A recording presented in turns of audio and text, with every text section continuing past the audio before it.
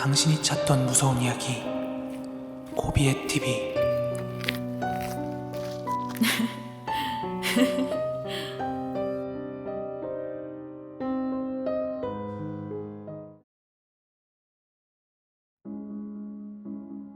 (2023년 5월 30일)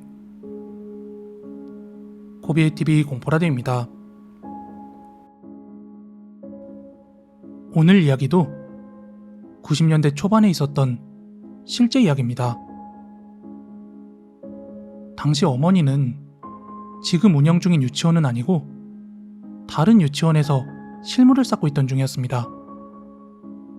그런데 그 유치원에는 B라는 여자아이가 있었어요. 여자애는 좀 잘 사는 집의 외동딸이었고 말도 굉장히 잘 듣고 엄청 착한 아이였답니다. 근데 우리 엄마가 걔를 왜 그렇게 선명하게 기억을 하냐면 그 여자의 엄마가 당시에는 엄청 값비싼 화장품을 선물로 주시더래요. 지금은 법적으로도 도덕적으로도 안 되는 거지만 그때는 나름 고맙기도 했고 상상 이상의 선물이라 임팩트가 좀 크게 남았던 거죠. 어쨌든 그 B라는 아이는 당시 엄마가 돌보았는데 아이 엄마가 맞벌이를 시작하면서 시골에 있던 친할머니가 올라왔대요. 그런데 이 B의 할머니가 조금 이상했어요.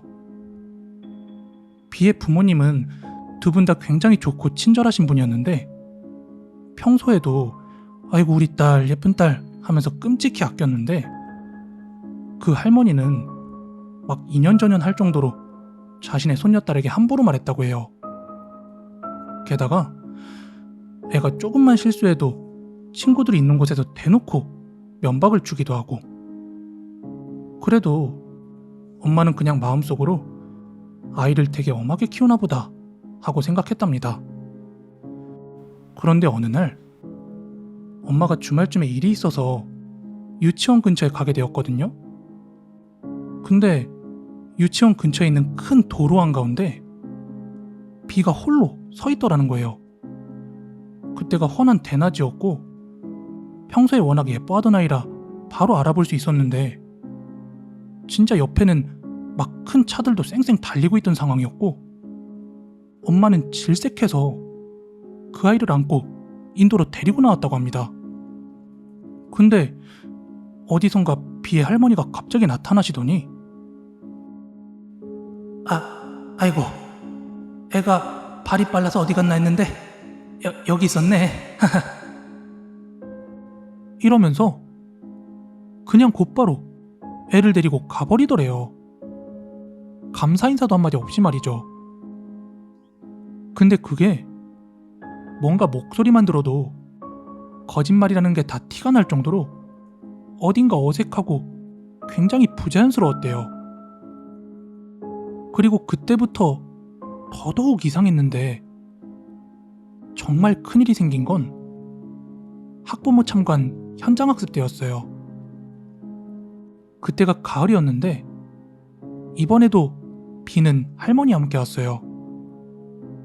B의 부모님은 소풍이나 학부모 모임 때 못 오시니까 대신 할머니가 그런 대소사를 다 관여했는데요. 당시에 무슨 도토리나 낙엽 같은 걸 막 흩어져서 줍는 그런 활동을 했는데 이게 아이와 보호자와 짝을 이어서 하는 거였어요. 당연히 B는 할머니와 둘이 산기슭으로 돌아다녔는데 현장학습 내내 B와 할머니가 안 보이는 거예요. 심지어 점심을 먹는 시간에도요. 엄마를 비롯한 당시 교사들은 모두 걱정을 했지만 점심 먹는 시간이 따로 정해있지 않은 데다가 흩어져서 자신들이 좋아하는 자리에서 먹는 거였기 때문에 따로 찾아 나서지는 않았대요. 그런데 현장학습이 끝나서 집에 갈 시간이 다 되었는데도 불구하고 할머니와 B는 결국 나타나지 않았죠. 당연히 모두들 걱정하기 시작했고 몇몇 교사들은 결국 흩어져서 찾아보기로 했어요. 그러다가 점점 시간이 늦어지자 다른 아이들 때문에 어쩔 수 없이 하원을 했습니다. 그리고 유치원으로 도착하자 전화가 한 통 걸려온 거예요.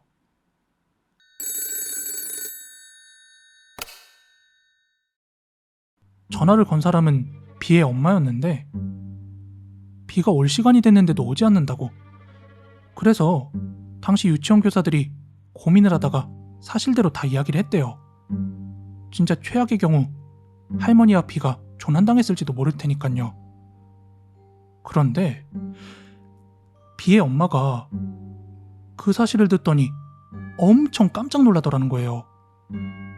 왜냐하면 자신은 현장학습에 대해서 전혀 몰랐고 비의 할머니는 지금 집에 있다는 거예요. 엄마를 비롯한 유치원 교사들은 어처구니가 없었죠. 일단 어느 현장학습이었고 비와 할머니는 분명히 참가했거든요.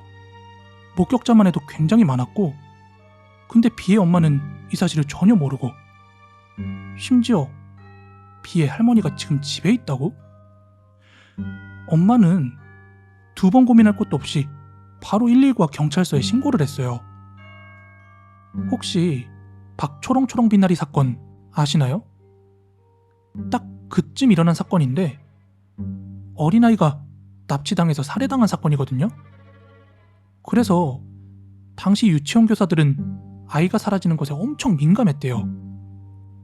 아무튼 경찰이나 119도 심각하게 생각하고 곧바로 수색에 들어갔죠. 그리고 비의 부모님과 유치원 교사들은 모두 경찰서로 출석을 했고요. 근데 진짜 가관인 게 그 할머니라는 작자가 경찰서에 들어가자마자 입을 딱 다물고 아무 말도 안 하더랍니다. 상식적으로 자기 손녀가 실종됐는데 그럴 수 없잖아요. 하다못해 걱정이라도 해야 되는 게 정상인데 경찰이 아무리 추궁해도 아무 말도 안 하고 모르겠는데 나는 몰라요. 아무것도 몰라요. 모르겠다는 말만 계속해서 반복했다고 합니다. 그러다가 같이 갔던 유치원 교사들이 막 뭐라고 하니까 나한테 왜 그래? 난 오늘 하루 종일 집 밖에 안 나갔어. 이러며 거짓말까지 하더래요.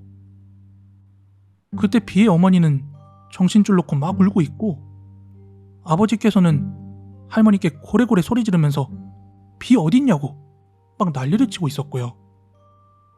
아무튼 그러다가 그날 새벽쯤에 산 반대쪽에서 비가 구조되었다는 소식이 전해졌어요.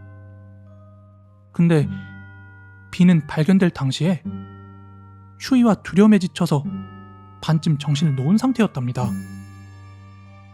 근데 애가 정말 똑똑한 게 어느 정도 수습이 되고 나니까 할머니가 나를 여기에 데리고 왔고 어디를 거쳐서 여기 왔는데 잠시 기다리라고 한 뒤에 할머니가 안 와서 지금까지 기다리고 있었다 하면서 상황 설명을 완벽하게 했다고 합니다.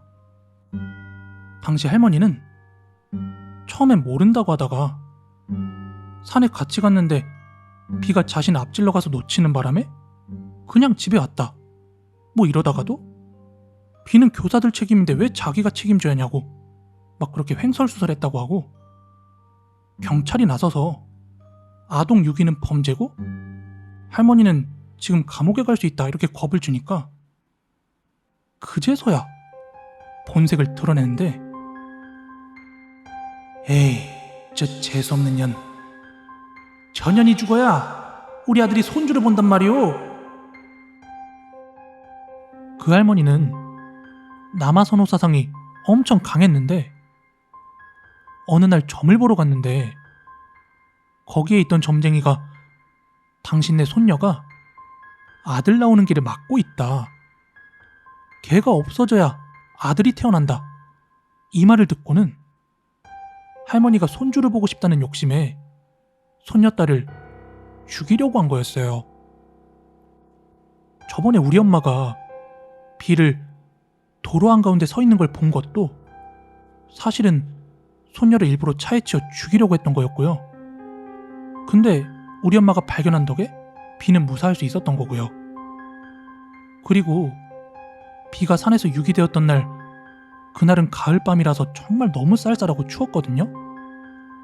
근데 이 정신 나간 할머니는 손녀를 산에 버리고 가면 애가 밤새 추워서 얼어 죽을 줄 알았던 거죠.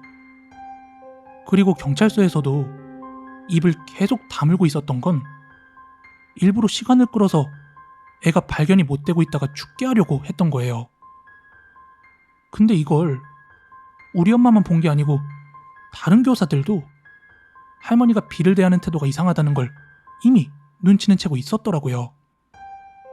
그리고 그건 비의 부모도 마찬가지였답니다. 비의 아버지는 이야기가 여기까지 진행되니까 어머니구나 버리고 눈 뒤집혀서 그 할머니 막 뺨을 때리고 욕을 하면서 감옥에 쳐넣으라고 막 그렇게 경찰한테 난리를 쳤대요.